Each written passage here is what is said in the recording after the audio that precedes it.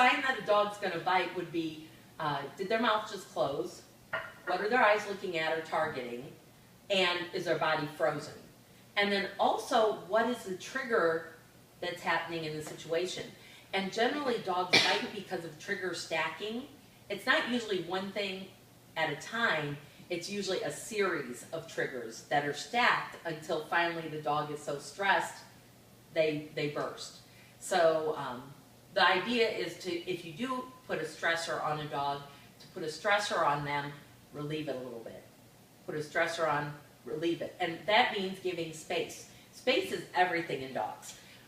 Everybody, when they greet dogs, they all go, "Hi, buddy." And that's the worst thing you can do. That's me. Is that you? Oh, I'm right in their face. Wanting to kiss me. Oh, yeah. Oh, yeah. So well, far. He's in everybody's face. Right. He wants everybody to kiss him. He's one of those close talker types, is that what you're saying? Oh, Mom, you hear that? Yeah. If you think about it, though, here, I'll show you. Like when I talk to people, I need like a hula hoop space around me. Okay, so if this is me, okay, and then this is the dog. Some dogs are okay with overlap here, so you can get like into their space. But a lot of dogs are like, no, you're not going to get into my personal space. So you put your hand out to talk to them, guess what? They're over there, and they're telling you they need this much space. If they're telling you that, you need to believe them. That's what they want. So like when I talk to people, I need a certain amount of space, and if somebody talks to me too close, it's uncomfortable. It's not anything wrong with it, it's just not me. But if you reach out for a dog, you're kind of doing the same thing. You're putting your hand in their space, you're popping that bubble, and the dog is going, I was giving you signals and you're not reading them. Now, when you know that the dog wants to be petted, you know because they enter your space. And if you really want to make dogs comfortable, that's what you do, is have them enter your space. Then you reach down, you pet them, and do that. If they don't approach you, the best thing you can do for that dog temporarily is to keep a distance. And you keep a distance by using your leash. You can take this, hold on. You can take your regular leash and make a slip lead out of it. Okay, and if you guys come up with other ideas or something, if you do something, let me know. So you can do this, and by doing that, I don't have to reach down for them. Some of these rescue dogs, the more you reach for their neck, the more scared they get. Have you seen that? Yeah. Especially transporting, I would imagine, because they're brand new, they're coming, they don't know. Yeah, there's a lot of stress. You're getting them right off of bad situations. You know, by the time they're in a foster home, we have a little more time. You guys are like, move them, move them, move them, move them. We got to keep going. We don't have hours to spend trying to rehabilitate the dog at that point. So using things like that, keeping a distance. They do also have snares. I was going to bring one, I forgot. Snares are, they're kind of a wire thing, and it's like a leash on a stick. So, but it's not a catch pole, which is scary. That's too scary. But it's a snare. There's a really great YouTube video of a dog that's a stray, and they're reaching through a fence with the snare. Did you see that? Yeah. That's a snare. They're reaching through, and they get it slowly on him, and they pull. I'm like, how are they going to get that on him? Because you got to be at the right angle. They were very good with that snare. Mm-hmm. So it's amazing what you can do. I like the snares for cage-aggressive dogs. Because think about it. How scary is it to come into their space like that? You know, they're trapped and they can't go anywhere. Well, fight or flight. Mm-hmm. You take away flight, guess what? So the snare helps because it gives you that extension to reach in and get them. So, you know, it might be worthwhile getting some of those. They're not that expensive. And you can get them from dog handling places like Ace and some of those other catalogs. We order them. But they're called a snappy snare. And they have little bitty ones and they have big ones. And the big ones work great. And a lot of times I'll hook a leash onto the snare so I can handle it better. I've got two things then that I can handle. So anyway, it's just something to think about, is to give them some space. The other thing is, a lot of times when you get a dog on a leash, they're not going to go with you, you know. Whoops. I'm sorry, your little fat neck got in the way. There you go. Okay. She's like, what are we doing? So a lot of times when dogs won't go with you, the best thing to do is to say, let's go turn your back, start walking. If you face them, they'll sit and argue with you all day. So you're like, come on, come on. Yeah, they'll never move. So the most important thing about dogs is allow them to enter your space if they're going to. I mean, I knew exactly which dogs wanted to be petted here. I knew Winston didn't. I just tormented him, but just because it was fun. But yeah, but you know the dogs. I mean, look, there's no doubt when they're in your space. Look at that. They're eliciting attention right now, and they're in your bubble. So those dogs are fine to pet and do kind of physical stuff with. The other thing is when you have dogs to dogs, you see a lot of that happening too. Sometimes we see things like the dogs will greet, and then they walk away, and then they shake off. That shake off is a release of tension from one situation to another, from one social situation especially. So a lot of times if you greet a dog and you lean over and you go, hey buddy, and you pet them, and you step back, the dog will shake it off because you've invaded their space, and they're like, I lived through that. Yeah. So it's just, the main thing you want to do is to remember, keep your hands and your face away from these dogs until we really get to know them. I say as he's kissing them on the lips, yeah. Blowing into the nose. Yeah, don't do that. Don't do that. No. Whatever Don does, do the opposite. Here, Don, come up and be my demo. And I'm not saying that we never kiss dogs, but when you're dealing with foster dogs, until they've been there at least 3 months, you don't really truly know their true temperament. It takes that long for them to come out of stress and to start showing behavioral things. Because I get that phone call all the time from behavior stuff. Oh, I've had him and he's been the perfect dog, and now he started chewing, and you've had him 3 months, right? Yep. So it's just that seems to be the kind of the time. So sometimes we have them 3 months, sometimes less, sometimes more. But, I just don't get in their face until they've proven to me that they are not quick to react. Because the problem is, we have no doubt. Oh, look, see? So we don't want petting, we want treats. Absolutely. Oh, yeah. Because I went, hey, and he backs up. She does that all the time. Yeah, she's like, no, don't touch me. I don't That's really not want what that. I said. I didn't want attention. And that's okay, I can respect that. So There's no she's problem. just saying that she wants a treat. Right. Probably she wants a treat. Because she Yeah. does that to me all Or the she's time. eliciting attention, but she doesn't want to be touched. Right. Not every dog likes petting, Yeah. which is hard to believe because we like to pet dogs, but not every dog, it's not their thing. Right. And it varies from dog to dog, it doesn't matter the breed.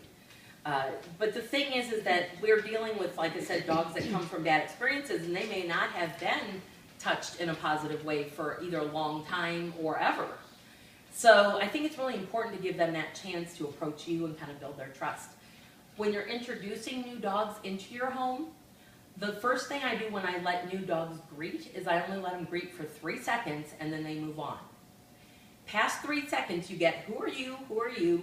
Then you get, hey, wait a minute, who do you think you are, And then the fight breaks out. You hear that all the time. They were fine for a few minutes and then boom, something happened. That's what happened. So when I'm letting them greet, see, not a real dog. So when I let them greet, 1001, 1002, 1003, let's go. And then I pull to the side. Oh, look at you. They're both. You're not doing my 3-second rule, guys. You're not doing my 3-second rule.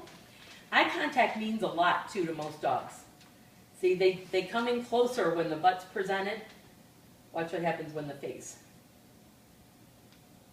Has that thing been around a lot of Oh, other yeah. dogs? They're smelling dogs on it, maybe. Oh, I'm sure they are. Lots of dogs. And they always, a lot of times they go for the rear end. They're like, sniff the rear end.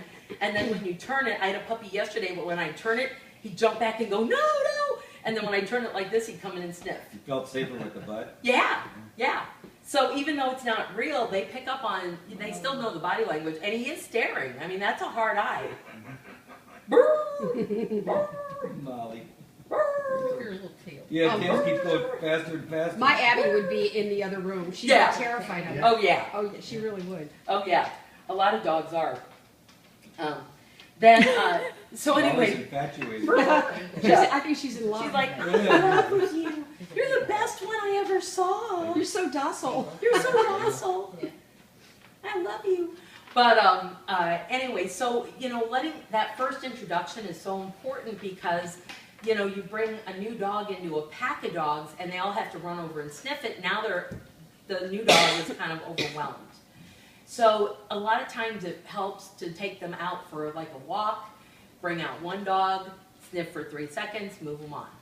Sniff for 3 seconds, move them on. Now bring out another dog. It's a little bit of an aggravation rather than just shoving them in the house, but I do think it makes a huge difference because if they come in and they have a bad reaction right off the bat, you're gonna have problems.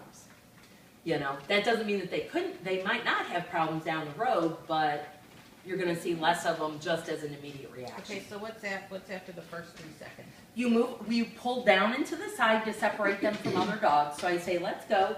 I walk them away. Then if we want to approach again, we can. But again, another 3 seconds, move them on. Once they've proven themselves that they're doing okay, I'll give them longer than 3 seconds. But the first 2 times, 3 seconds and then move them on.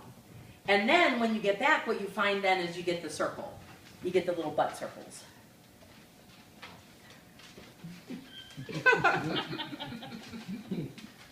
Yeah. Thank you for being such a good demo today. What a perfect dog. She drooled all over it. Look I was going to say, it helps with the next dog. They'll think it's real. But it's, so once they do that first initial couple 3 seconds, then they can go up and they can greet. The important thing, though, is to keep a leash loose because the minute that you pull up and back on a dog, you're creating tension and you're kind of arching their neck and making them look more dominant.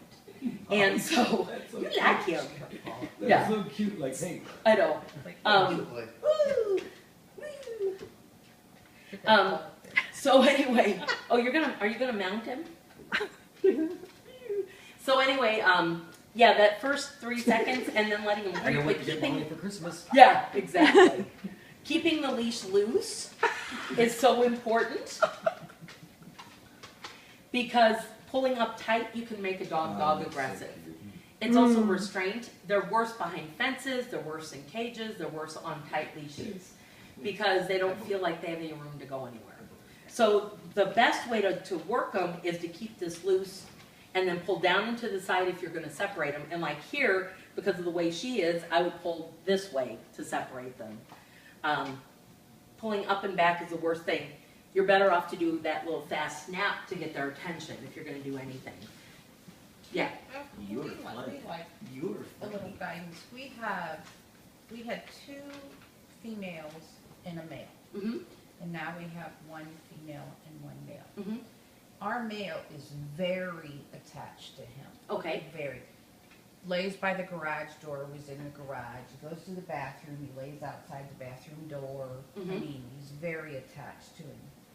So we've been debating in this foster thing that we probably need to get a female.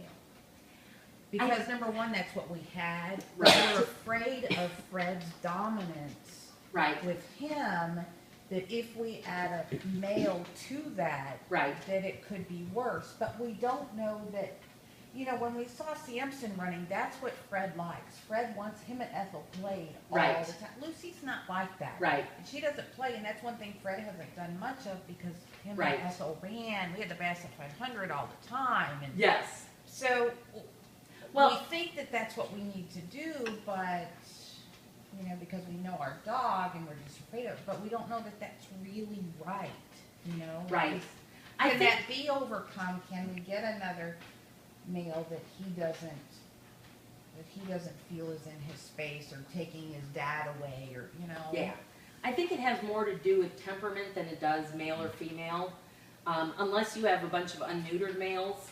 But generally, it doesn't matter if you get a male or female, it's temperament.